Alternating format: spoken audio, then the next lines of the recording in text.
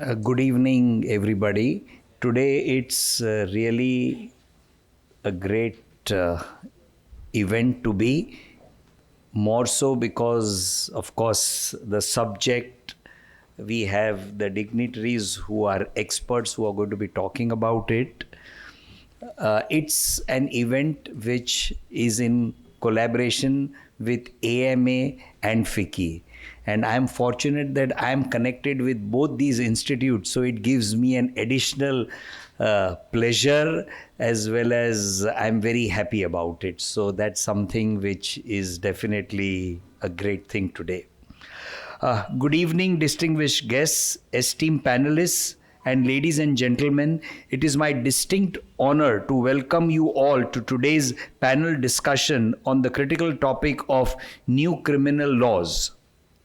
We are privileged to have with us an exceptional panel of legal experts, each contributing extensive experience and specialized knowledge. I would like to take a moment to introduce these distinguished individuals who will be sharing their insights with us today evening. Firstly, we have Mr. Mitesh Amin, Additional Advocate General and Senior Counsel at the Gujarat High Court.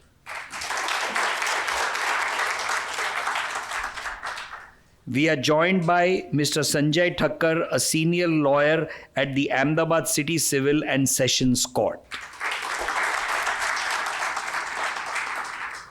We are also honored to have Mr. Ankush Mehta, partner, White Collar and Investigation, Cyril Amarchand Mangaldas, Mumbai.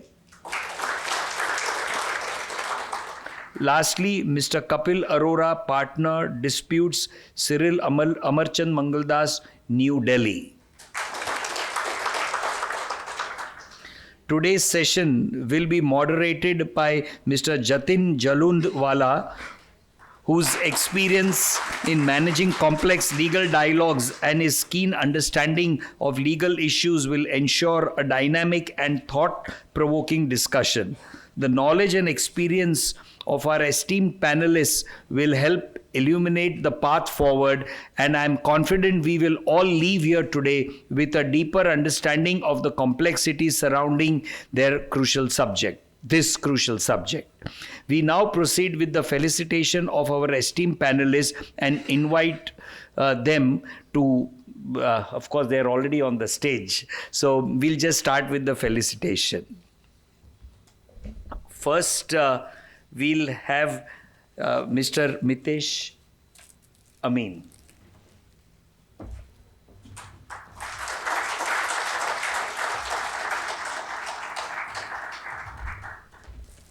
Next, Mr. Sanjay Thakkar.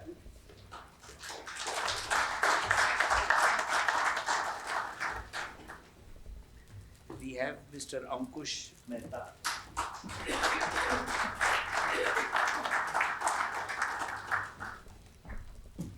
Of course, Mr. Kapil Arora.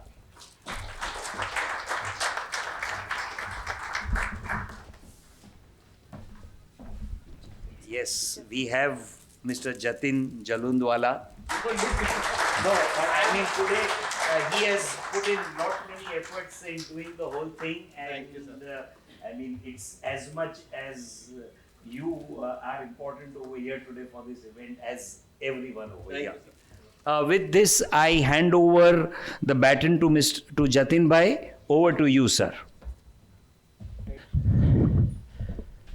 Good evening, respected Mitesh Bhai, Sanjay Bhai, Ankush and Kapil ji, my colleagues from FICCI and AMA, and participants at today's event. This is a kind of event which we have organized today, which is on the criminal laws. Because we all try to have the idea about the civil laws, arbitration, GST, but we never have thought of the criminal laws, what we should have the idea about the criminal laws. So before I start, I would like to introduce all the panelists more in detail. Mitesh Bhai is Additional Advocate General and Senior Counsel at Gujarat High Court. He has been in practice since 1984, initially working in trial courts, and has built an impressive career across both criminal and civil law. His legal expertise spans several decades, having started on the appellate side in 2001. His career reached a significant milestone when he was appointed as a public prosecutor in Gujarat High Court in March 2015. His exceptional contribution to the legal field led to his appointment as an Additional Advocate General in December 2023, a role in which he continues to serve with distinction. Welcome, Mitesh Bhai, again. Sanjay Bhai, he is a senior lawyer at Ahmedabad City Civil and Sessions Court. For us, I am telling him as in-house counsel for us also. A lot of things, whenever we have, me and Rahul always try to call him, ke Sanjay bhi, amma shu karu? So he has been always a path to us. Sanjay bhai has been in practice since 2002 with a focus on criminal law in trial courts. He began his legal journey with a brief stint on the civil side in trial courts before dedicating his practice to criminal law. He has extensive experience in criminal litigation and has regularly appeared before the Gujarat High Court, particularly in criminal matters. Over the past 2 years, he has been representing the state as a special public prosecutor in cases under the PMLA, further enhancing his specialization in financial crimes and complex criminal cases. Welcome, Sanjay bhai. We have with us Mr. Ankush Mehta, a partner, white collar and investigation, Cyril Amarchand Mangaldas, Mumbai, who is having about 18 years plus experience of advisory and litigation. Specializing in corporate and commercial disputes, he focuses on white collar crime, arbitration, insolvency, and succession law. He represents domestic and international clients in a range of sectors, including infrastructures, construction, and real estate. He regularly appears in arbitrations and courts, including the High Courts and Supreme Court, and advises clients on criminal matters before various investigative agencies. He has been recognized as a recommended lawyer for white collar crime by Legal 500 2023 and a future star for commercial and transaction by Benchmark Litigation 2023. Welcome, Ankush. Yeah. Mr. Kapil Arora, a partner disputes Cyril Amarchand Mangaldas, New Delhi. He has come all the way from Delhi, and Ankush has come from Bombay today, especially for this conference. Kapil is a seasoned expert in dispute resolution with over a decade of experience, specializing in domestic and international commercial arbitration and litigation. He regularly advises multinational companies on engineering disputes, power and infrastructure projects. He has successfully represented leading corporations in corporate fraud and white-collar crime cases, including high-stakes international arbitration with claimed exceeding $300 million. He has appeared before the Supreme Court of India, High Courts, and international arbitration bodies like ICC, handling disputes across EPC contracts, joint ventures, and bank guarantees. Welcome, Kapil. Thank you. So now let me start the session, the actual subject matter of today's, that is new criminal laws. You all know previously 3 laws were there. That is IPC, the Indian Penal Code, Criminal Procedure Code, and Law of Evidence. Now all these 3 laws have been replaced. It's not possible that one law is replaced for other, but all the 3 needs to be replaced together. And 3 new laws have been introduced, which has been called BNS, BNSSS, and BSA. If I tell Bharatiya Nyaya Sanhita, that is IPC, Bharatiya Nagrik Suraksha Sanhita, that is Criminal Civil Code, and Bharatiya Sakshya Adhiniyam, which is Evidence Act. These are the three new acts which have been replaced by the old laws, and that has been made effective from 1st July 2024. So it is essential, first we must have the idea about what are these new three laws and what are the main changes, major changes introduced in these three laws. And therefore I request first Sri Mitesh Bhai to give us idea about these new laws and what are the new changes vis-a-vis the old laws. Mitesh Bhai, you can. Okay, okay. Yeah, thank you, sir. First of all, thank you very much, AMA, FICCI, Mr. Rajiv Bhai, Mr. Jatin Bhai, Mr. Ankush, and Mr. Kapil, and all the esteemed listeners who are present here and have given their valuable time to listen about the three new laws. Well, we are in the regime of three new laws now almost since 6 months. I would say it is not simpliciter a change of names, but there is an element of replacing justice to the punishment so far as Nyaya Sahita is concerned. So far as procedure code is concerned, there is an element of protection of citizens in it. And Sakshya Sahita, that is the Evidence Act, as now we live in the regime of digital world. And probably by 10 years from now, it will be more a digital world than the physical world. And therefore, how to prove the electronic material, how to prove digital material, that is the computer output, that would be an issue which would be discussed in not only courts, but in every walk of life. And therefore, let me begin with what are the changes which are made in these three new laws. If some brief statistic is required to be given, then there are about near to 1100 sections in all the three statutes. And the major change has happened in Bharatiya Nagrik Suraksha Sahita. There is a major change in it. The second major change has happened in Bharatiya Nyaya Sahita. And lastly, very few changes have happened in Bharatiya Sakshya Sahita. So if I can just briefly narrate what are the changes in Nagrik Suraksha Sahita, then not only for the persons who are in the legal profession, but the persons who have to bear the activities, maybe either out of compulsion, by default, whatever, to visit police station, etc.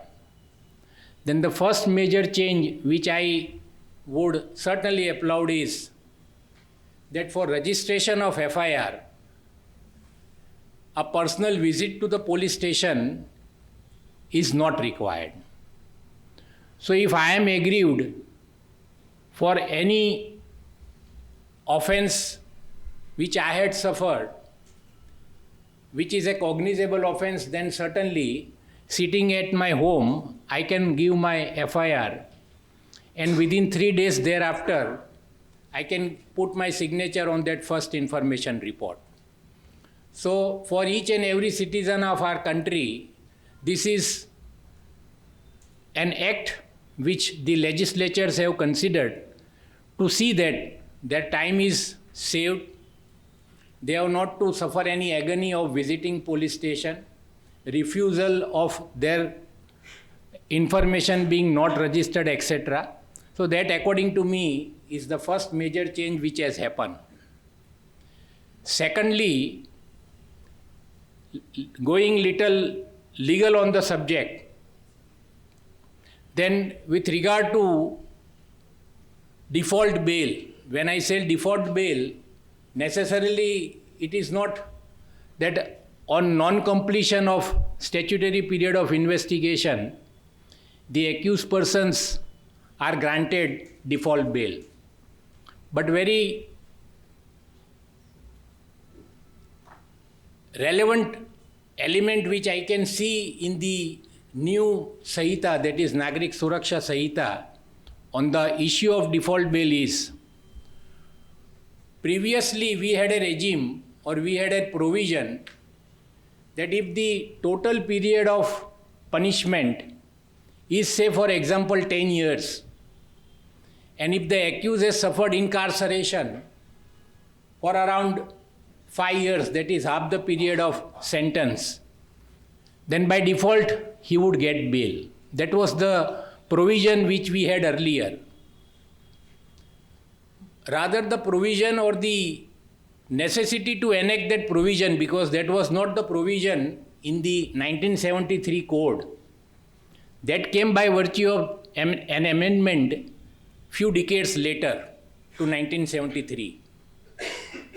That was to see that the accused who languish in jail have not to suffer their incarceration for a period which would be more than one half of the total sentence to which they are supposed to be sentenced if at all they are found guilty. So, to see that the languishment in the jail is reduced and they have not to suffer. Now, there is a change in this particular provision, and this change relates to now that element of one half sentence has been changed to, it would not be applicable to the cases where the punishment is life imprisonment. Because as per the new statute, life imprisonment is the remainder of the life.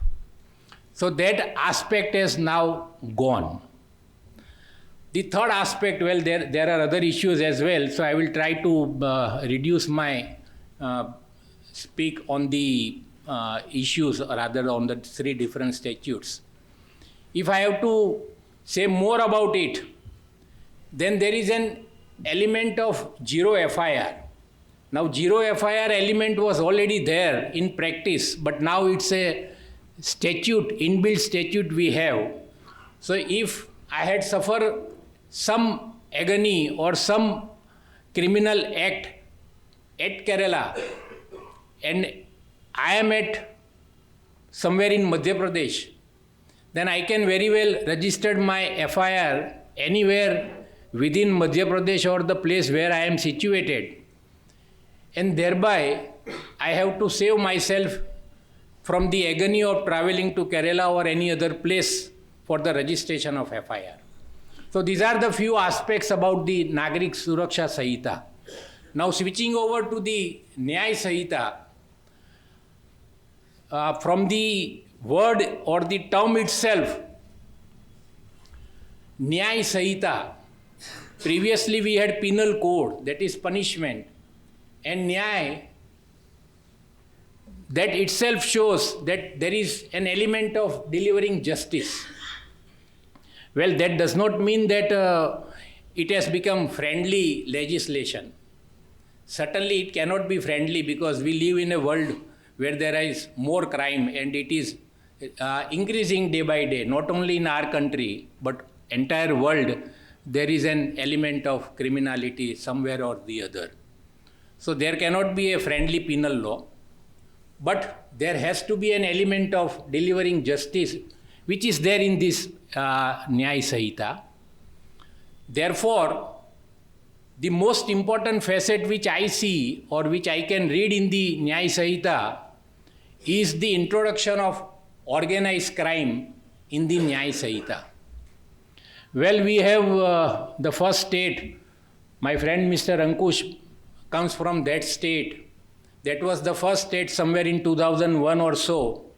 MACOCA, that is Organized Crime Act, was introduced by the Maharashtra state. Thereafter, it was adopted by Delhi. Few other states had also that particular state legislation. And we have Gussi Talk since 2019 rather. But now introduction of organized crime is to meet with the challenges which we used to see or which we used to suffer day in and day out. Gone are the days where the crimes were happening between two persons. That was one an aggrieved person and the other is the culprit. Today, in the world in which we are living, we live in a world of contract killing. So the actual killer would be sitting in an ivory tower, and the hirers who have been hired by him would be executing the act of murder. So we live in a world where the actual culprit or the main culprit is behind the curtain or is in shadow, and the tools or the contract killers are on the field to execute the conspiracy which has been hedged at the behest of the main culprit. So therefore, considering such type of increased activity, Nyaya Sanhita has thought fit to introduce organized crime. Now this organized crime word is very broad, and therefore we had an inclusive definition which includes kidnapping, extortion, so many other different crimes have been included in this organized crime. It can be committed by two or more persons. And today in the world in which we are living, most of the offenses are committed by at least two or more persons. Gone are the days that one single person would be committing an act of the murder. So, very rightly, it is now not a state-specific law, but it's a country-specific now, and therefore, introduction of organized crime, according to me, is required to be welcome. And lastly, though I can say so many things about it, but coming to the last act, that is Sakshiya Sanhita, as I said that we live in the world of digital, and gradually it would be increasing day by day. So, how to meet with this digital evidence, the computer output? So, Sakshiya Sanhita, there is a provision as to how to prove such type of evidences which comes before the court. There is a requirement of some certificate, etc. But well, we are in a nascent stage. When I say nascent, I don't say that it is really nascent, but it's a term which I would like to use. It would gradually develop, and by few years from now, we all will know by heart that as to how this electronic evidence or the digital evidence can be proved before the court. So friends, there are other esteemed speakers. So I would end so far as introduction is concerned. So many things I can dwell on, but on some other day I would like to.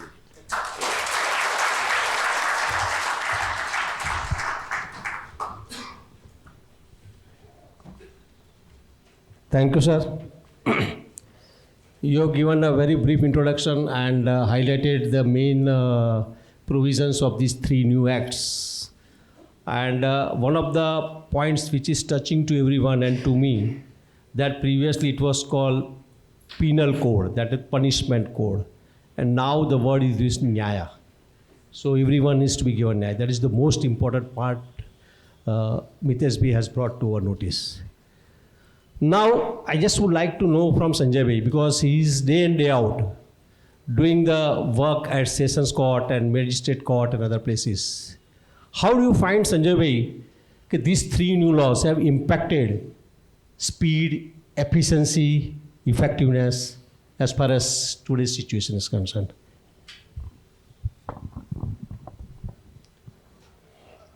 As am I getting it? See, the very basic objective, as it seems, is the time-bound delivery of justice. So, on that context, the first part would be of investigation. And before I say something on investigation, that what is offense? It is act or omission. Act, doing something which you are not supposed to do. Omission, which you are supposed to do and not doing it. So the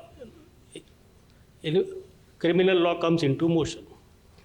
So along with time boundness, the another objective and desirability seems to be the credibility in the investigation. Now, as far as Amin Saab has said regarding the zero FIR, the first thing, the lodgement of FIR, etc. Now, there is another thing, side by side we come across that there are some, we can say, there are some false litigations or false cases. So there is something now coming in this law that there is a scope of preliminary inquiry of 14 days just to verify the substance of the allegations. And secondly, what we are concerned more or less in common parlance, the word arrest. And there seems to be very little awareness so far because there are two types of offenses, bailable and non-bailable. Moment someone is coming across to the criminal law, he or she might not be knowing or not be aware or not getting aware also. There are many offenses bailable. Even investigating officer is bound to inform you at the time of arrest, this is a bailable offense. If you are ready to furnish bail, you are supposed to be released. There is no discretion in it. Now, coming back to the point of investigation, day in, day out, as initially we were on the point of adaptation of technology. Now we are shifting towards the technology. And in the shifting path, there would come a end that we would be totally using or depending on the technology. So even now the investigating officers are authorized to use their own mobile phones for recording something related to collection of material or evidence as far as the alleged crime is concerned, which was not heard any time before. Of course, the authenticity is another aspect of that recording, etc. Even some search, seizure, the recording is mandatory. This is on the point of seeing the maximum credibility is attained. Now, so as far as the another aspect which we see in the common area, that the person raising the grievance or giving information, whether he is aware of the progress of investigation or not. Even there are now provisions that timely awareness regarding the progress of investigation. When I said the word progress, then what is the quality or credibility of the investigation, that can also be known. Now post-investigation, since the investigation is completed, coming on the second aspect of prosecution. As Jatin Bhai asked regarding time, etc. Moment, and nowadays even the summons or warrant can be issued electronically. And this word electronically, audio, video are part of the definitions in the subjected clause. So the purpose of issuance of summons or warrant is like that it should come to the knowledge of the person concerned, either as an accused or witness, that he has to participate in justice delivery system. So time is saved. Secondly, the committal proceedings, there are some offenses which are exclusively triable by Court of Sessions. So now there is a time limit. Within 19 days, the case has to be committed. And beyond 90 days, some window is provided, but subject to reasons, recording of reasons. Now, coming to the prosecution side, moment the first hearing is commenced, within 60 days charge is required to be framed. And the another anxiety of the litigants and other the common people is that when the judgment would be passed. Even now there is a provision within 30 days, and outer limit is 45 days. The judgment has to be delivered. Though in the new law it is specifically mentioned in sessions tribal cases, but if we look to the chapter of word judgment, it is also there, so it applies to all criminal trials. So we can witness nowadays time would be saved, because as far as the time consumed in the investigation, post investigation, the service of summons, warrants, etc., post that the proceedings of trial, and even now audio video means and electronics are to be used as far as the recording of evidence is also concerned. So even the charge can be framed by audio video means. So the lot of time could be saved. Thank you, Sanjay bhai. This clearly shows that while drafting these new laws and while implementing, the government has also taken into consideration what difficulties have been faced by either side, complainant as well as accused. So coming back to what Mitesh bhai has said about the organized crimes, I would like to know from Ankush, what is the organized crimes? Like vehicle theft, kidnapping, and what are the provisions? That the first time organized crime has been defined under section 111 as an inclusive definition. What you want to just highlight on this subject, organized crimes? So thank you, Jatin bhai, and hi to everyone. I'm conscious of what Mr. Amin talked about, so I will try and give a slightly different perspective of organized crime, which is covered under Section 111 of the new Act. It also includes, of course, economic offences, and it also includes cybercrime. Now, as we all know that Maharashtra, Gujarat, have their own, organized crimes laws. In fact, very recently in 2024, the state of Andhra Pradesh relied upon these two laws and, talked about how organized crime is to be interpreted in a criminal defamation case as well.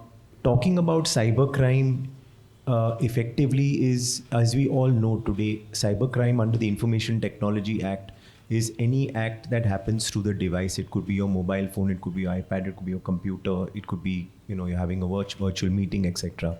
So that is something very significant, because in my view then, going back to what Mr. Amin also talked about, that this person sitting in an ivory tower, it could be sitting anywhere in the world, and such an action or such an offense can happen. So that's point number one. Point number two, just to add to what Sanjay bhai talked about on technology, I want to split this discussion in two parts. One, how technology is effectively used in the process of the investigation, right from filing a complaint, your online FIR, to the fact that you can call a witness or somebody for a statement. You don't have to visit the police officer's office now. You can give it virtually. Conducting of forensic investigations through technology. Recognition under the Bharatiya Sakshya Adhiniyam of primary evidence, which is your new 63(4), and what are the inclusive and larger definitions of primary evidence, such as video recording, storage, etc., etc. More sanctity to what earlier was the 65B certificate, which we all knew commonly, but today there is a 63(4). And of course, one important thing that I think we all need to know, that whether the conducting of trials through virtual means is really sacrosanct. I think it is important to understand this, because as we go back in time, during the pandemic period, other than the criminal courts, there was no court which was not working physically. People had moved to virtual means, people had moved, and the criminal courts were sort of still working in physical form. According to me, there's a reason for this, is that when you are conducting trials and the witness or the accused are there in custody or in prison, and if they're going to take their evidence or their testimony or their cross-examination through there, what is the sanctity when tomorrow he wants to consult with his lawyer that that ability is there and it's not getting tapped and that confidentiality is not getting compromised? I think these are some of the important things that one has to keep in mind. On the other hand, it would be fair to say from my side that while there is use of technology, I think we should all think about it whether there is a question of misuse or abuse of technology as well. It's all very well to say that we will be advising our clients and we will be filing these FIRs, etc. But the reverse is also true. That person sitting in MP will also file that same complaint against you and make you run around tomorrow. And that technology will not come to your advantage. Number two, yes, when clients come to us and we are advising of recovery of property, Kapil, we all advise on these things. I'm sure all the gentlemen on my right advise on these issues, right? And you say that, okay, I'll file a police complaint, this guy will go to the police officer, and then, maybe there'll be a threat perception. But tomorrow, if he realizes that I can give this statement virtually, is the threat perception still going to be there? So there are various other things on, what we have to keep in mind that, even a zero FIR, even an online FIR, these are available to everyone at large. So I just want to end by saying that there's going to be, according to me, these laws are here to stay. We'll have to move cautiously because there's a lot of awareness, a lot of learning through these sessions which is happening. And I just want to leave it at that. Thank you. Thank you, Ankush. Most of the crimes are organized crimes in the world. So, next question is a very interesting question. I think you all will like, all are definitely interesting. But there was always a kashmakas when the new act was introduced. Even to the authorities, with due respect to the lawyers, even to the lawyers, that which act will be applicable?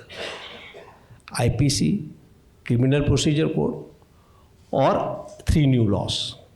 Say 1st July 2024 it was introduced. I think Mr. Kapil will be the right person to give us the idea, because what I want to just give one example. So there is a crime which has been committed before 1st July. And I want to register the FIR thereafter. Which law will be applicable?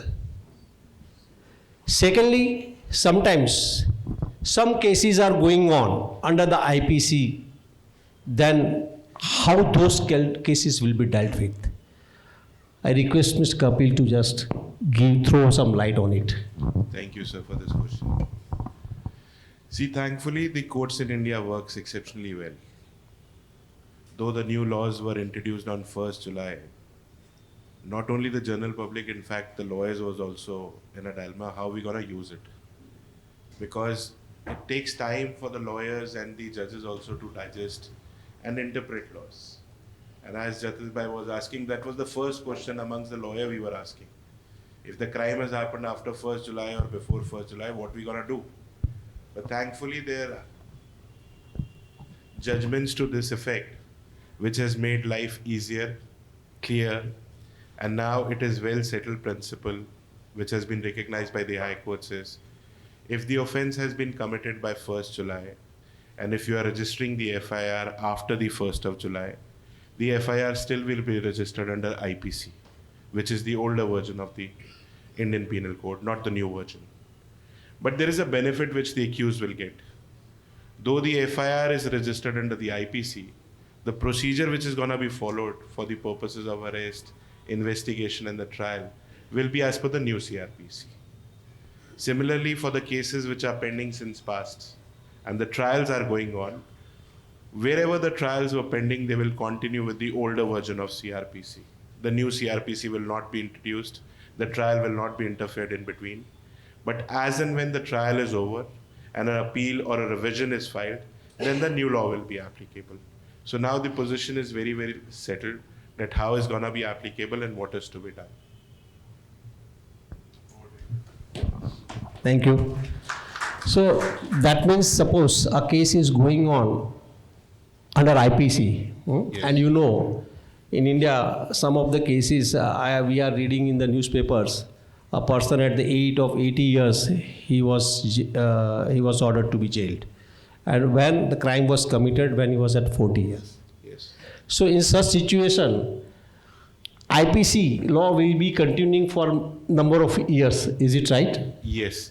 In fact, we have seen certain cases in Supreme Court where the person has committed the crime in his youth, which is 20, 21, 23 years of age. And his matter is still pending before the Supreme Court when he is 80 years plus or something like that, sir. Because that's the time. In the older version, the high courts have taken time in the settling of the appeals. If you go by today, I don't know about the Gujarat, but if you see Delhi or Mumbai, where the pendency is so large, as on date, Delhi High Court will be hearing 10 years back appeal. And Bombay High Court will also be hearing 10 to 15 years back appeal. So when your number will come, when your appeal will be finally decided, and then if you go to Supreme Court, and if day one your special leave petition is admitted and it becomes a regular appeal, even God knows when it will come for hearing. Because there is so much of new matters, all the backlog remains the backlog. Okay. That's the irony of the Indian system. But still, the courts are doing well, whatever they're possible. Each and every court is dealing with 100 plus cases, which is nowhere in the world except in India, where the judges are capable of handling 100 plus new matters on everyday basis. Thank you. So to make much more lighter, I'm just reminding one thing. Say a judge was asking some questions to an old man. He was at around 75. It's a joke. It's a joke. That he says कि यार इतना आप 75 years old हो गए और ये लड़के की मस्करी कर रहे हो आप, शर्म नहीं आती आपको?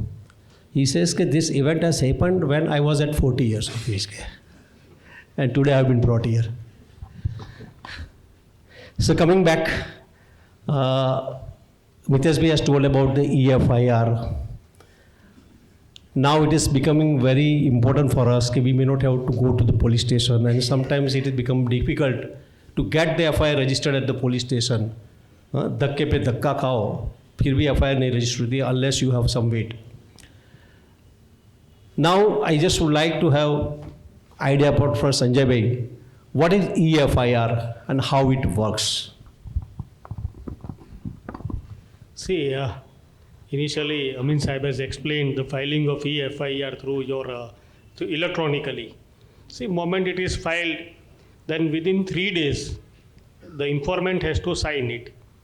And even before this amendment, the signature of the informant is mandatory.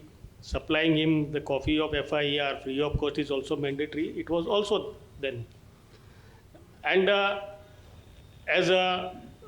there seems to be anxiety the moment you are filing a FIR, whether it is a right one, wrong one, correctness is there or not. So this 3-day period seems to be as an objective to see that the person who is filing electronically is the same person who is signing it. So just to save the time, and it seems that time is always an essence in terms of the aspect of investigation as well as prosecution. Moment it comes to the knowledge of the concerned police officer that something has happened or something is to be happened. If an offense is already being committed, then the detection parts come. If something is to happen, then the prevention of crime parts comes. So it always helps in terms of time, speed, etc. Because moment it comes to the knowledge, he can also act upon quickly. Sir, are there any e-portals provided where I can file the e-complaint? Or it is just a provision and I really, in practical world, cannot do anything? See, as far as now contexting this issue with the filing of zero FIR, suppose if you want to file any FIR, let us say by electronic means, so you can file it to the nearest police station. So if at all there is no portal for a moment or it is there, you can file to your on email ID or the website of the nearest police station. Can I find out the email ID anywhere where I can file the complaint? Probably no. It's available now. Each and every police station you will see the email ID is available. Because even today, if you go to the police station, if a small complaint is there, they will say, क्या complaint करना है, भूल जाओ, or otherwise, if I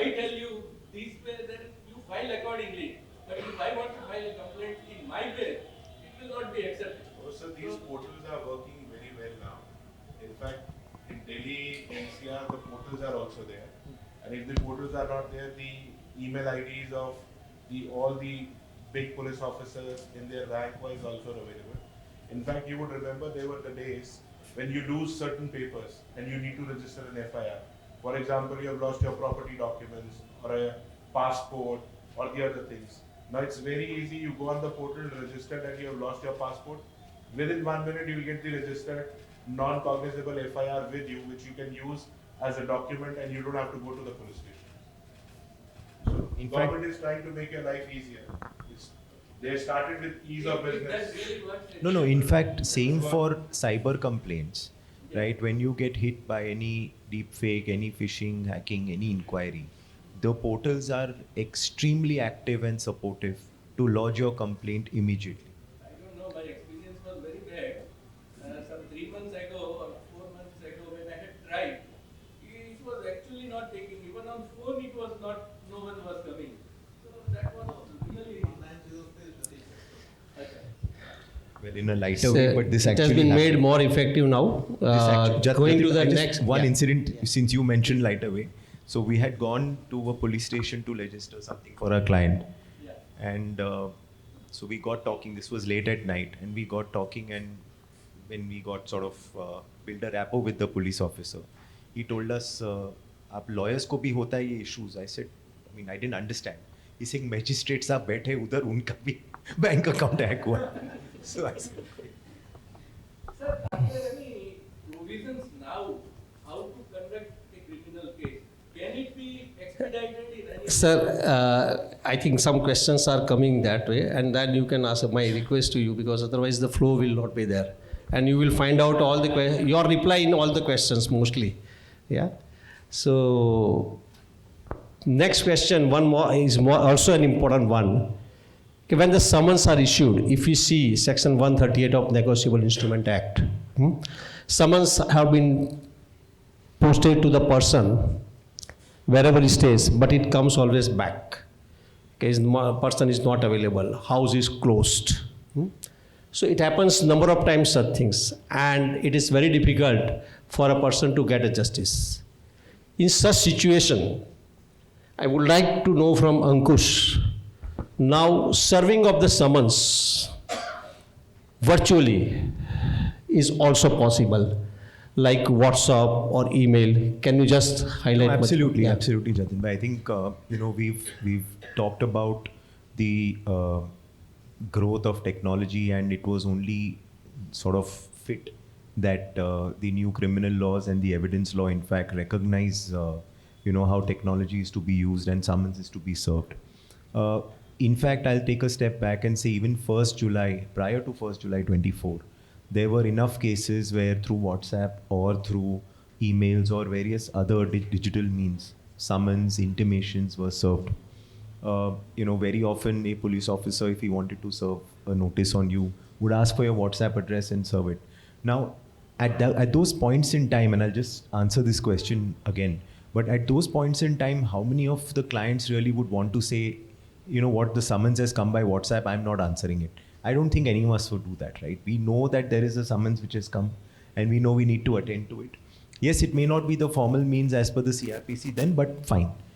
On talking about WhatsApp, talking about email, I think it is only a validation or recognition of the processes being followed. Because today when you talk about enforcement agencies across the country, sometimes even abroad, and other regulators, email is the safest, fastest and most sure shot way of this to reach. The problems that happened when you couldn't find a address in the country, or you couldn't find the person at that address, those problems are negated. So I think it's the step in the right direction. And effectively, one case in Madras that comes to my mind is in a matrimonial case in 2019, which was proceeding, and there was obviously cross evidence between the husband and the wife. The amicus curiae who was appointed by the court, in fact, requested the court that because you have the new act right now, he pleaded to the court, and the court made an exception to say that he will now try this matter as per the Evidence Act under the new law, except one condition he sort of made, To which that he said all the processes therefore 63(4) and other things will also happen as per the new law. So there are courts who are sort of amicable. There are courts who are sort of open to also trying these things. Thank you. Say, in today's world, corporates are facing one difficulty. Most of the corporates are top corporates in India. I would like to have guidance from Mitesh Bhai. The subject is fraudulent job offer or sometimes fraudulent franchises offer. Let me tell you, at Adani, somebody comes to our place with an appointment letter and says, okay, today is my joining date. To whom should I meet? Then he comes across that this appointment letter is a faked one. And we have registered certain criminal complaints at police stations. At some places, the police visited the place, offices. When we go there, either offices are closed. And in fact, 1 or 2 cases, the culprits were arrested also. But Mitesh Bhai, it's a day in day out problem. I just would like to have your guidance. Whether section 111 covers this and what remedies corporate has to take. The question, as I understand, is this: that if there is a job letter which is fraudulent, then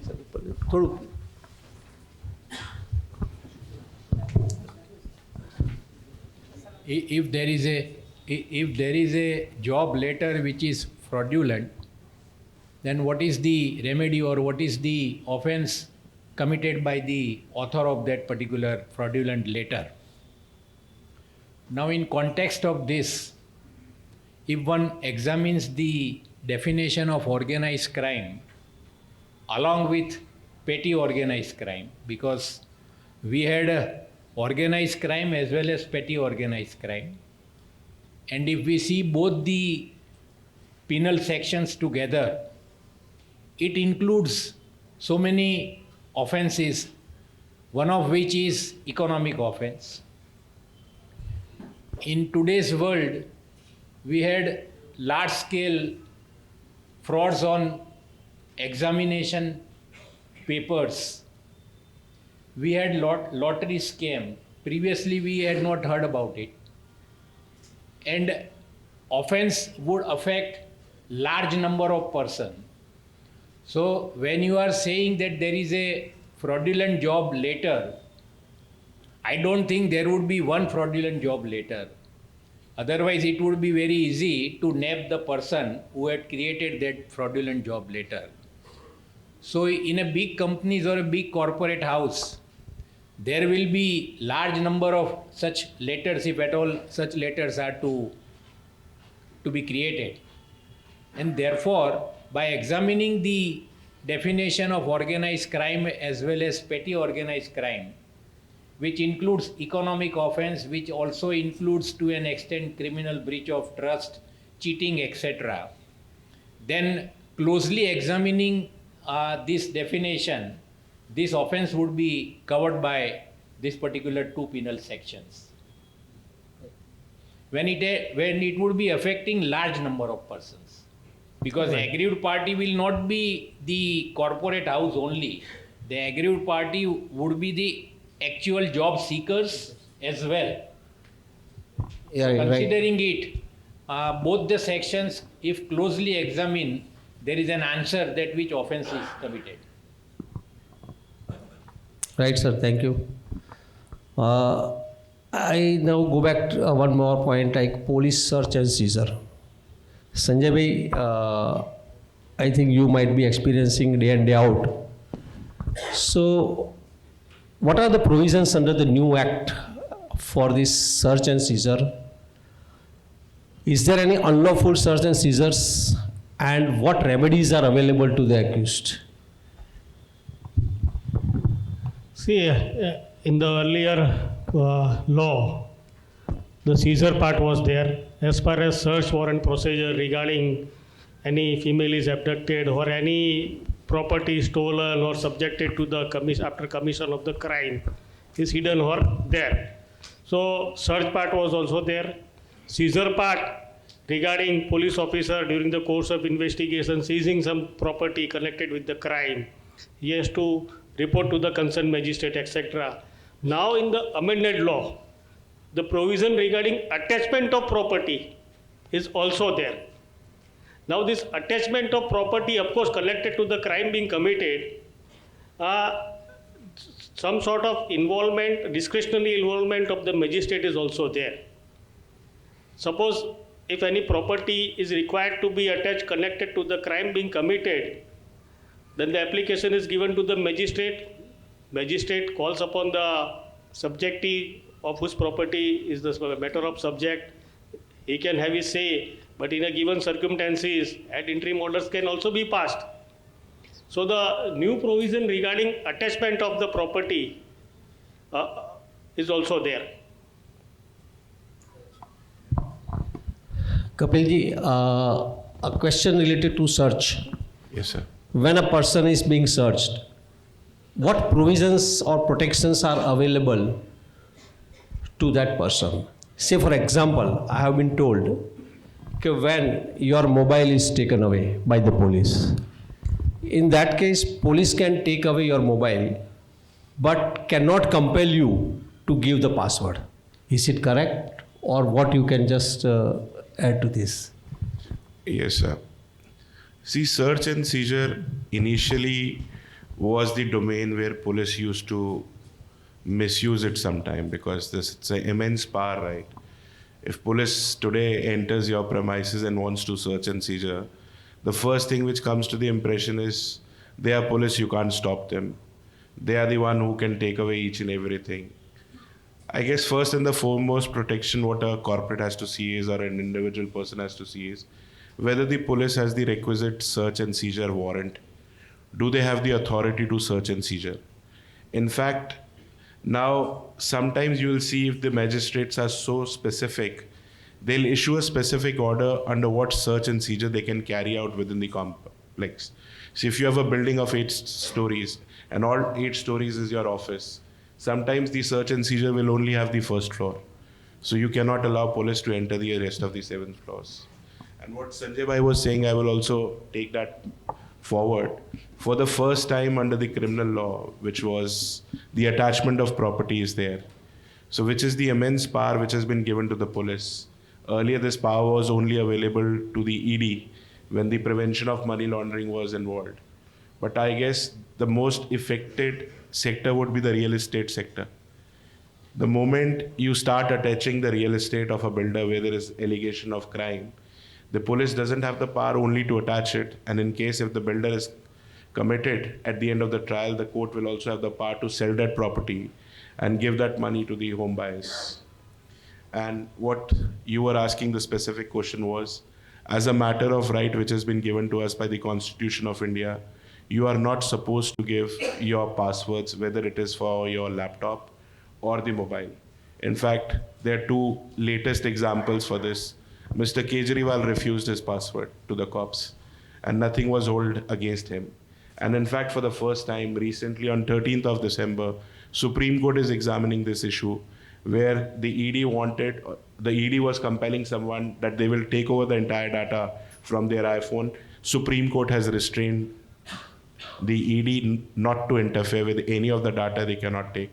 So in this modern age, I guess it's very, very important for you to have your iPhone and laptop passwords instead of your face recognition. If there is a face recognition, police will somehow take it. Sorry, I just have something more to add. So, as Jatin Bhai rightly put and Kapil has answered about, privacy or personal details, there is another concept that was there earlier but is emerging now, what is called the concept of the right to be forgotten. Now, what is this right? Basically, if you are exonerated of a case, right, and but in social media, across the internet, there would be details about the case and so on and so forth. This started in Chennai and Kerala, and very recently the Delhi High Court, in fact, the names are disguised again because the fact it's right to be forgotten. So it was an ABC versus so and so.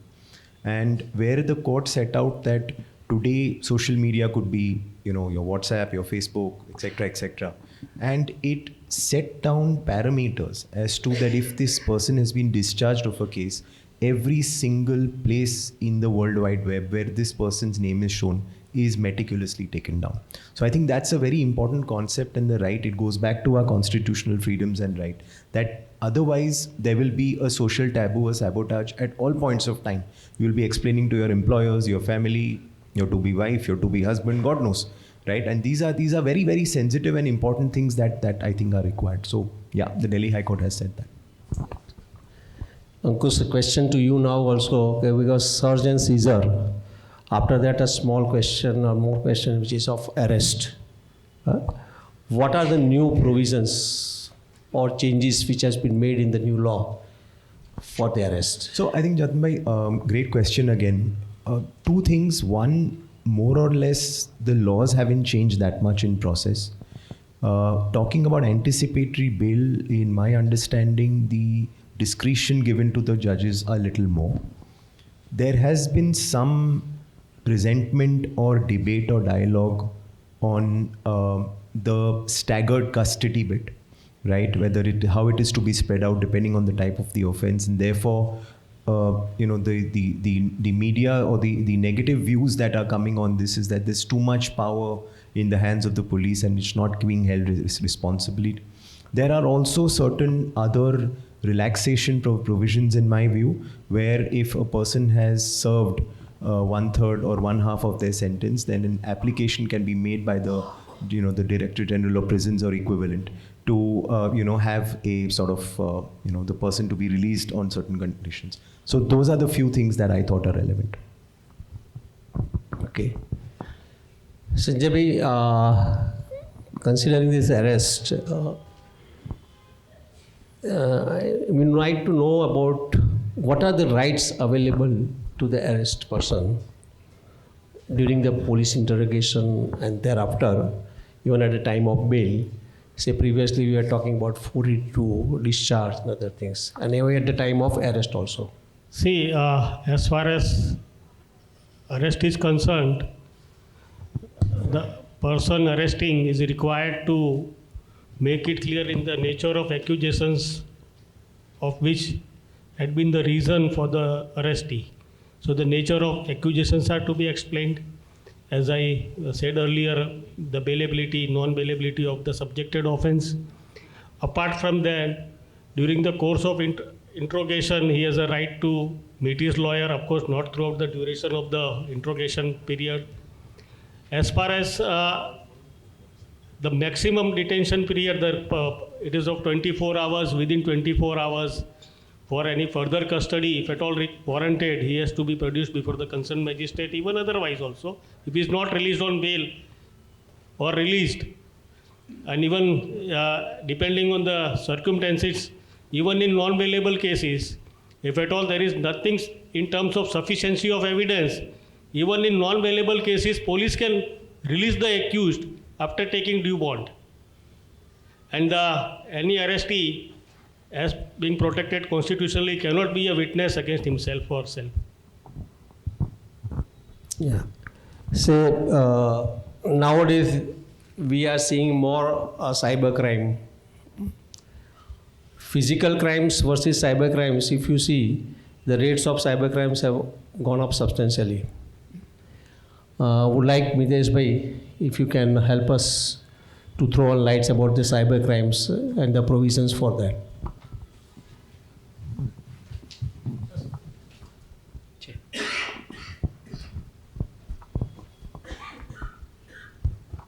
Let me just, I have already examined, but your question relates to cyber crime, and I am sure this element of cyber crime is also there within the section organized crime as well as it is 100. So, as I said, or rather I started by saying that the introduction of the offense, organized crime and petty organized crime, introduction of the offense of organized crime and petty organized crime, which is an inclusive penal provision which would include an act of kidnapping, extortion, robbery, theft, now breach of trust, cheating, and many more terms. And one of the term is cybercrime. Well, there is not much elaboration on it, but cybercrime certainly is a part of the organized crime. So there are variety of cybercrime happenings day in and day out. One such type known to me is, and few of my friends are here in the audience who are my esteemed colleagues in the High Court, surely would be knowing about it. If I give an example of such cybercrime, well, just to make the question and the answer little interesting, I had come across a case where in a social platform, a person is induced to invest very small amount of, say, 500 or 1000 rupees. And the element of inducement for such investment is that if a person is investing 1000 rupees, he will be getting 2000 rupees within a week. So I am tempted, everyone would be tempted. So he invests, he gets 2000 rupees. Then there is another offer, again in a social platform, that now you have already gained a good amount within a short period of 7 days. So we are now again offering you that invest 10,000 rupees and you will get 20,000 rupees within 10 days or 15 days. He gets that 20,000 rupees. Now that I am already trapped, I am receiving an offer that I have done very small things and now I am meant for a big things. So invest a huge amount. For me, a lakh, amount of rupees 1 lakh is a big, so therefore I invest for 1 lakh rupees. And moment I invest 1 lakh rupees, that social platform would vanish from the my computer window. I'm not used to computer, but therefore I am using the term computer window. So that is the act which is suffered by me, and during the course of investigation, I came across that this has happened to thousands and lakhs of persons in the entire country. And the total amount of defrauding large number of persons is beyond 100 crores. And this has happened not only in Gujarat, but in every part of our country. The further modus is this: after I invest 1 lakh rupee, that site would vanish, and the account in which I would have deposited would be a shell company. Shell companies are meant for such type of deposits. Bank accounts are also run fraudulently, and ultimately, after getting a huge kitty of say 100 crores within a span of around 15 or 20 days, the entire amount from different say 20 bank accounts which are run fraudulently, which had an account holder would be either a peon or an ordinary clerk. that amount would be transferred electronically to somewhere sitting in Taiwan or somewhere sitting in some other country of the world, and that is how cyber crime happens. So this is not an act of one person. One person cannot do this. So therefore it's an organized crime, and therefore I say the cyber crime is also included in an act of organized crime. That is how I would like to answer your question. Right, sir. Thank you. Say, going forward to the digital crimes, you all know recently that digital arrest. Today also I read in the newspaper about such arrest. So one senior citizen was cheated for about rupees 25 lakhs. How it happens? They are telling that I am a police officer and you have smuggled or you have sent some parcel to China of a drug, and your Aadhaar card and everything is with us. We have filed the complaint against you.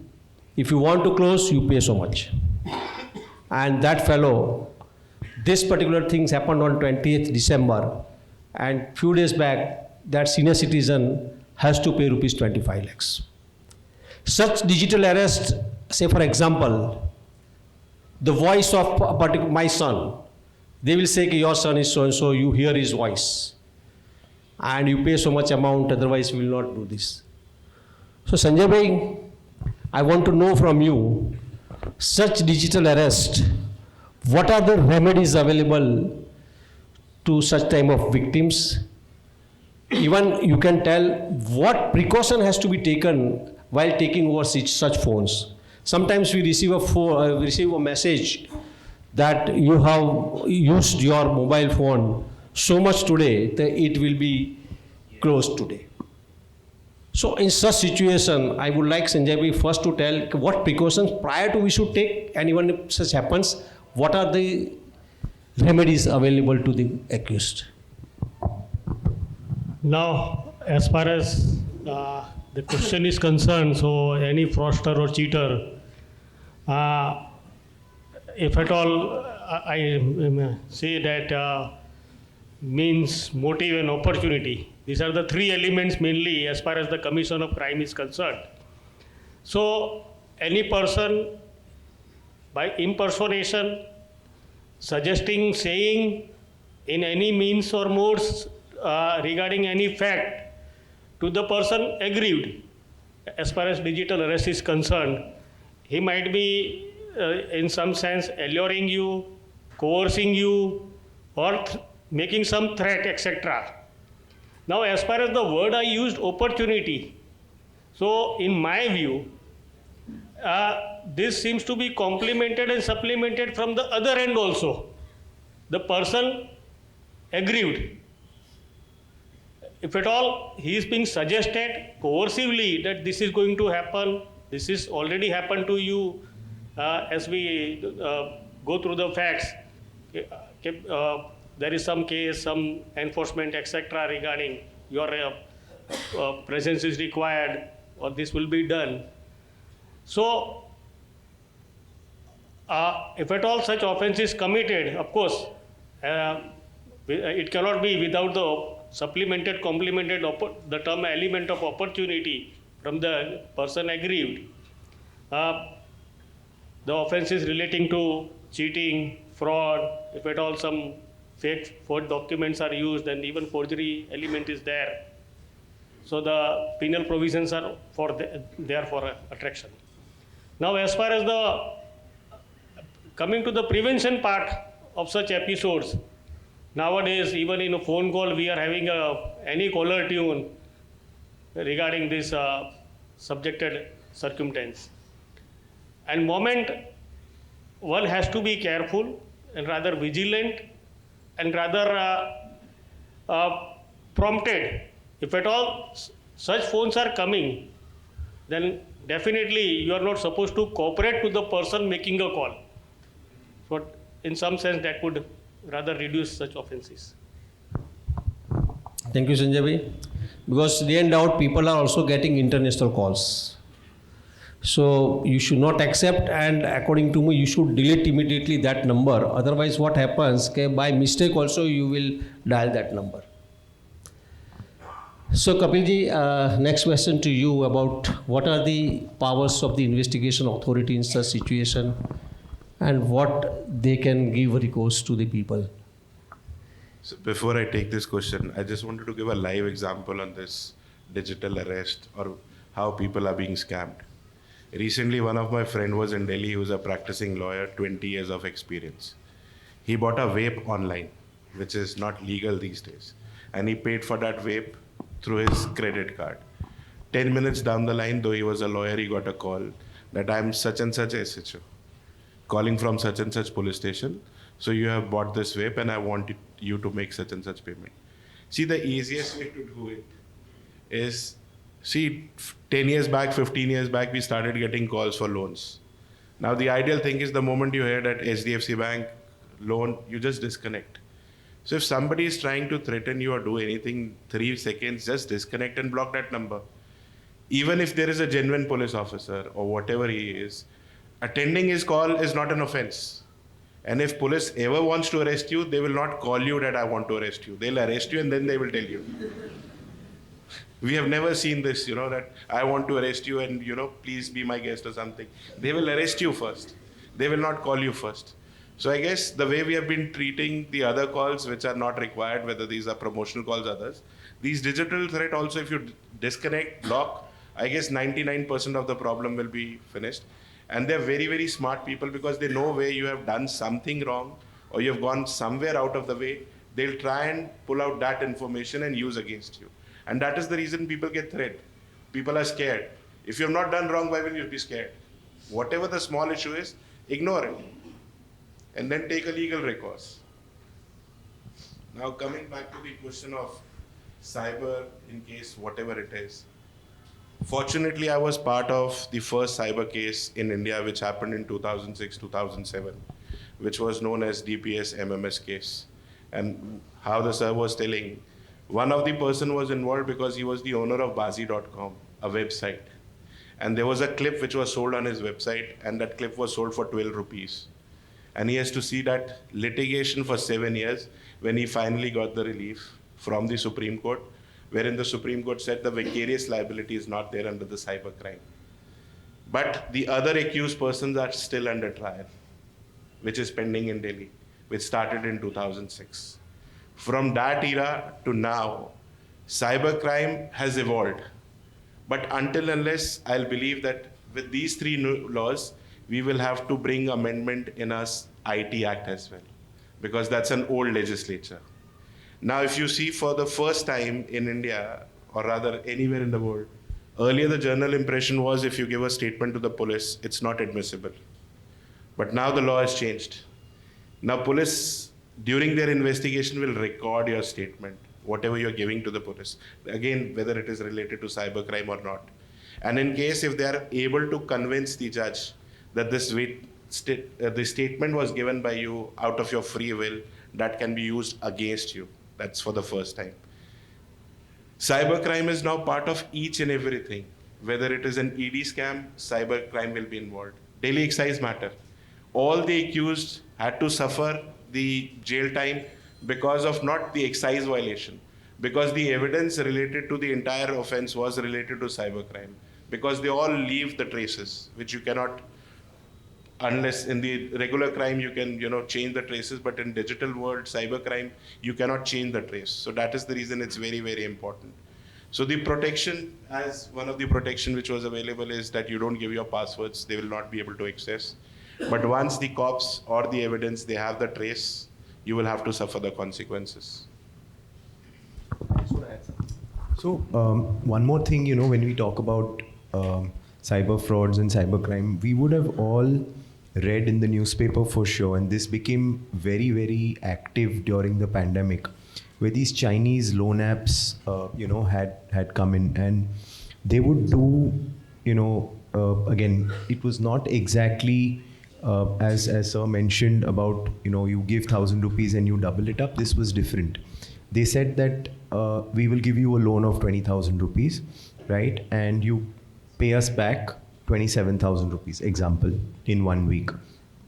And many such needy people who would want to set up shops in Diwali, Christmas, Holi, Uttarayan, which is now coming up. These kind of people would go and subscribe to these loans. And obviously for those loans, they would give their, credentials like Aadhaar card, PAN card, etc. And they would have to and this is a fact because, we've dealt with many of these issues. They would have to download the app. When they downloaded the app, the entire data on the individual's phone became available to the app. Who controlled the app behind, we don't know. We believe, at least from the authorities, we get to know that these are from our neighboring sort of nations. And when the time to pay back the money came within a week, they said, okay, you had said 20,000, this is 27,000, the price changed. You have to pay 40,000. When they fed 40,000, the price changed. You have to pay 60,000. And eventually it would lead to a settlement with the threat that if you, don't pay, we will expose all your credentials, all your doings, wrongdoings, etc. to all your contacts because we have them on the phone. So this would be a name and shame thing that would happen so much and so terribly that a lot of people didn't know what to do and they would settle. And how do you go to some police station? It becomes very embarrassing as well for somebody to go and say, I subscribed to this, I did this without any credentials, without doing any KYC, and I sort of just took a loan on board. And but eventually it was looked at. It's a very mass kind of this app business. And while we were, as Kapil mentioned, while we doing a few ED cases, we realized. And also, as actually Nitesh Bhai mentioned, that a lot of money was leaving the country. So all these, and eventually it was becoming a money laundering act, a FEMA issue, some other issues. So these were things that, which are very small scale thing, but one has to keep in mind even today. There's one more example I want to talk about. Again, during a few years ago, a lot of us, especially, senior citizens, younger people who are not so aware of the law, the legal provisions, would get called from electricity companies. 10,000 is pending, 15,000 is pending, subscribe on this link. What was that? That was all a scam. And so many people got trapped. So this awareness and, this forum allows us to, share these views because very often we hear through the newspapers and all, but as we know, this is happening to every third, fourth, fifth person. Thank you. Thank you. I just wanted to just complete it and you can ask questions. There are two more major important points I would like to cover and then we'll close. One important point is trespass and land grabbing. So we have a land grabbing act and I think Sanjay Bhai and Mitesh Bhai are the right person because there was some challenge at the High Court and High Court has accepted that the land grabbing act is a constitutional one. So what are the rights available to a person, to a victim of such land grabbing and trespassing? And Mitesh Bhai, whether a person can have a simultaneous recourse under the Land Grabbing Act as well as these new criminal laws? According to me, both remedies are available simultaneously. So a person can file a complaint of land grabbing, as well as if one is little bit aware about the provisions of Land Grabbing Act, then there is dual remedy available in the Act itself.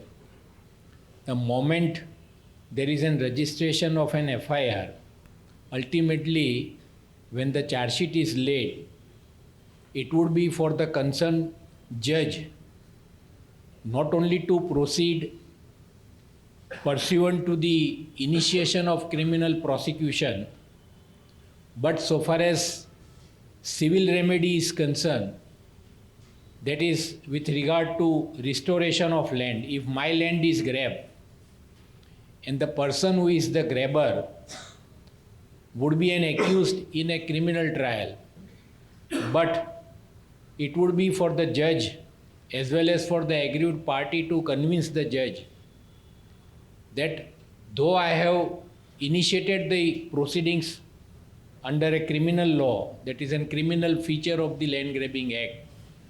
But as I intend to get my land back, which is grabbed by so and so, then the civil suit also can be initiated, the civil remedy can also be initiated. And out of both proceedings, it would be for judge to decide that which proceedings has to be completed first and which at the subsequent stage.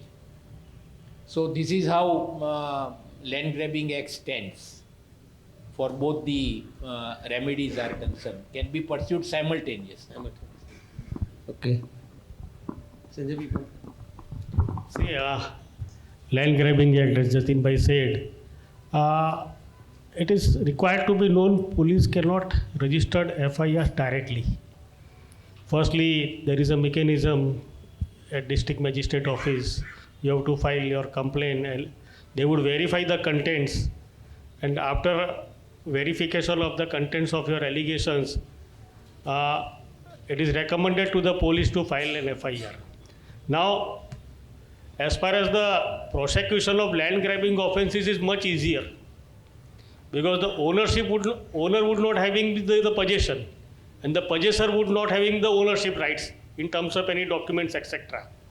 The person claiming ownership would be admitting the possession, and as per that law, even attempt is offense, and he would not be having any ownership document admitting the possession, so it becomes easier for the prosecution to prove the charges in such cases. Thank you, Sanjay bhai. The last topic, there are so many topics, but I would just touch the last topic now. It's we are hearing in newspaper every 15 days or so, hit and run. Say section 106 deals with that. Sanjay bhai, just can you throw light on this? I think the provisions of 106 have not been made operative due to certain provisions which are stricter one. But Sanjay bhai is the right person to guide us. See, as far as more or less in common talks, the vehicular accidents, of course, apart from that, the element of rashness, negligence, what attracts such offences. Now, more particularly as Jatin bhai has hit and run, it's a common word we day in day out hear it. Now, as objective, moment there is a vehicular accident, and if at all the person accused or suspected of it informs the police or the magistrate, then of course the gravity and subsequent punishability is reduced. Of course, it has been increased up to the 5 years, which was not in the earlier law.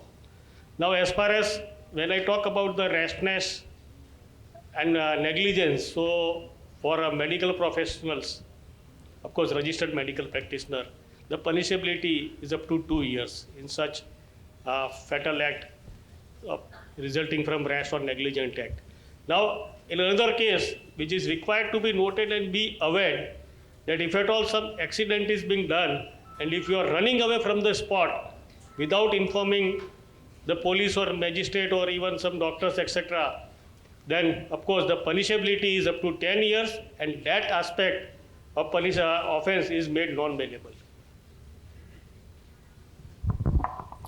Thank you, Sanjay bhai.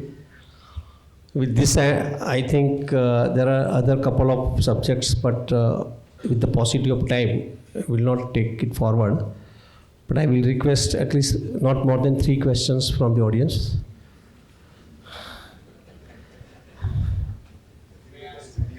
Yeah.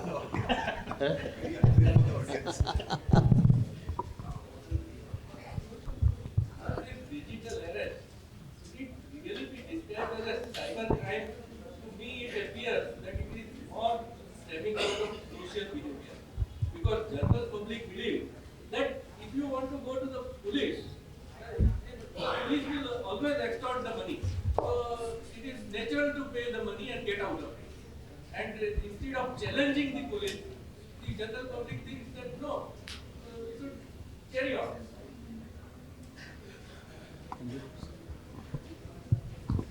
See, as far as the question regarding and in context of the working method of police, I think that is not required to be answered. As far as your question seems to the extent of any grievance regarding non-lodgement of complaint, there are remedies. So just one more thing. Again, if the action or the crime has happened through a medium or a device, such as a phone or whichever, that's how a digital arrest would happen. It would qualify as a cybercrime. But that reflects the social behavior of the public.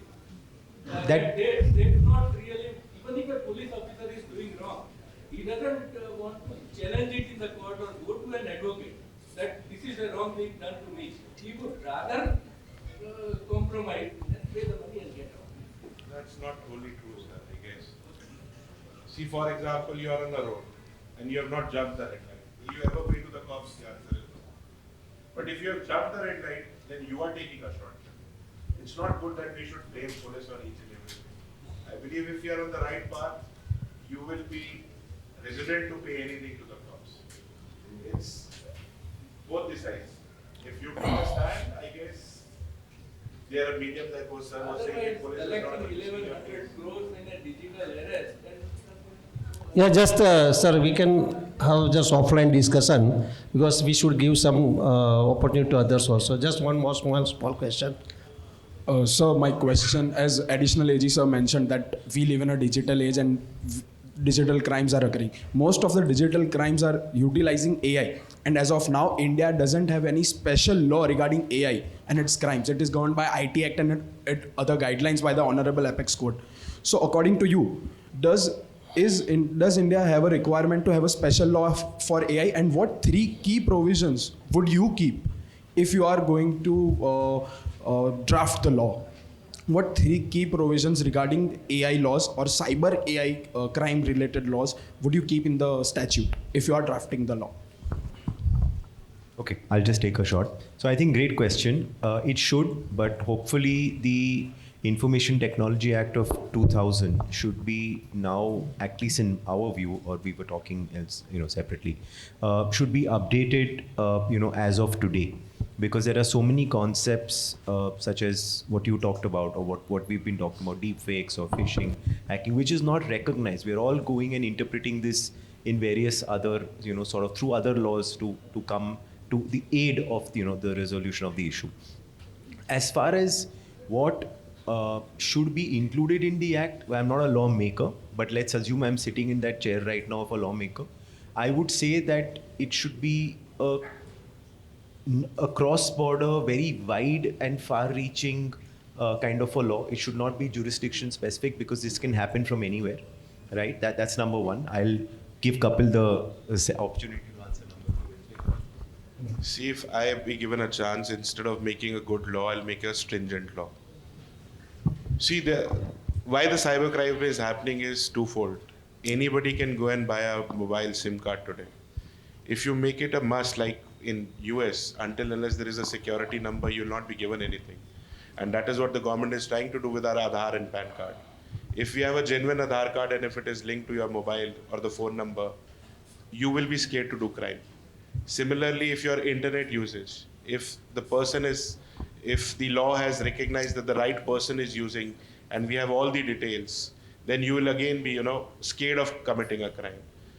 In the AI age, if you are giving a new law, whether it is on Android or whether it is an iPhone, if there are stringent conditions to register your app, where your bank credentials are mapped, your identity is mapped, each and everything is mapped, you yourself be so vigilant that you will not allow the other person to commit crime through your app, because the responsibility will rest with you. See, laws are there. The only thing what is missing in India is stringent implementation.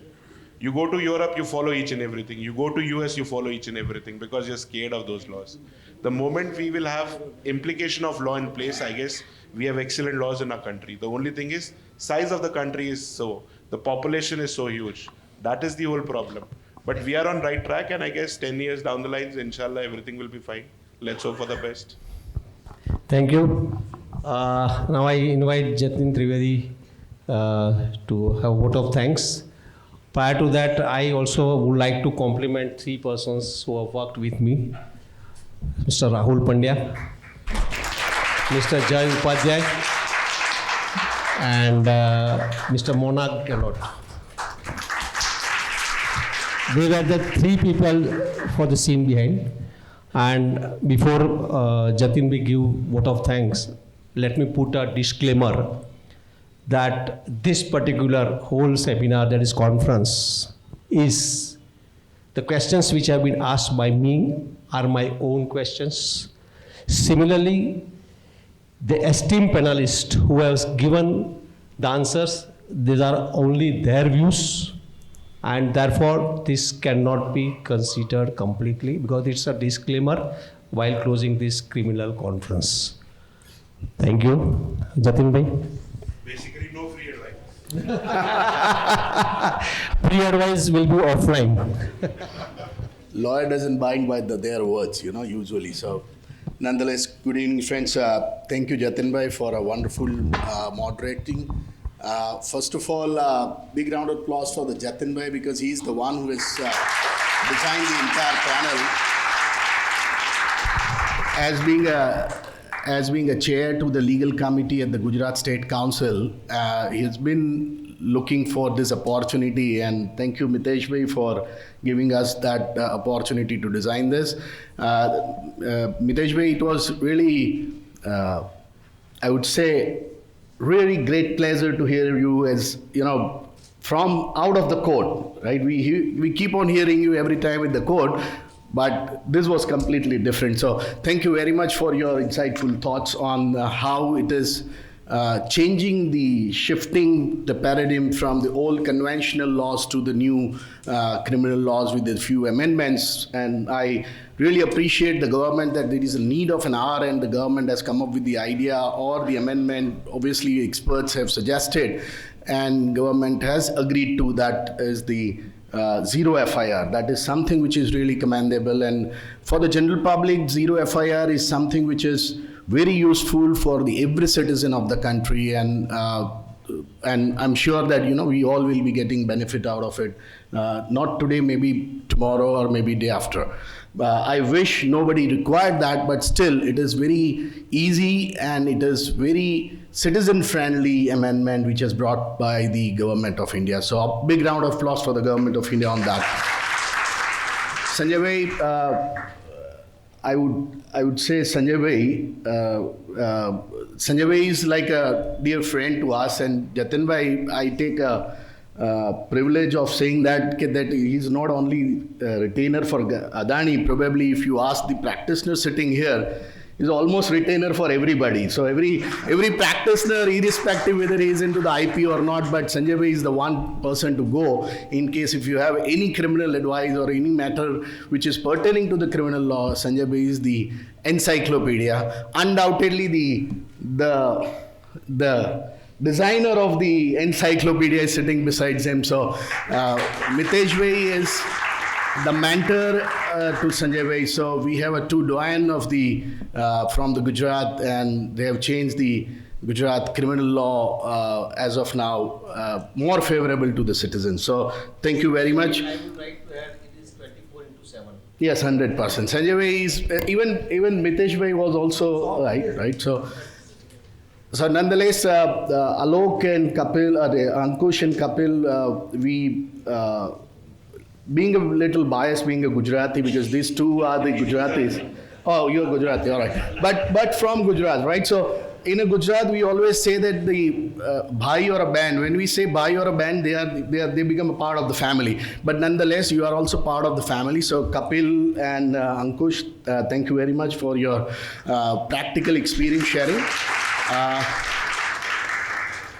Thanks, participants, students, practicing lawyers, and some of the distinguished guests from the AMA, from the FICCI. Thank you very much for your presence and make it a little more active. For the question and answer, I think you can take it offline. And thanks to Press and Media for support. Thank you very much once again, and we'll join sometime soon. Mitesh bhai will require your expert guidance before we are preparing something note on the same. Yeah. Thank you very much. Thank you all. Good evening.